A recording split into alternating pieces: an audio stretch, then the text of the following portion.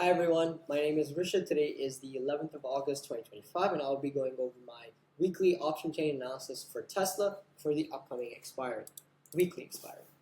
So do keep in mind these values are not from 1 week ago, they are from the last time I made videos, which is around actually 3 or 4 weeks ago.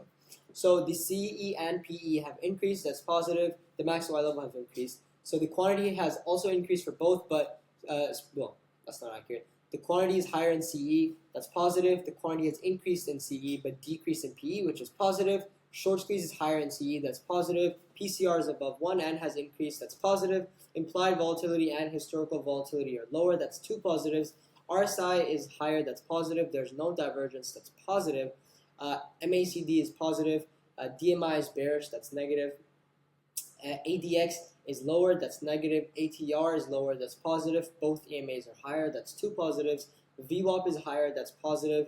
Pivot point, I don't have last week's value, so I've kept it as neutral. And the candlestick is bullish, so that's positive.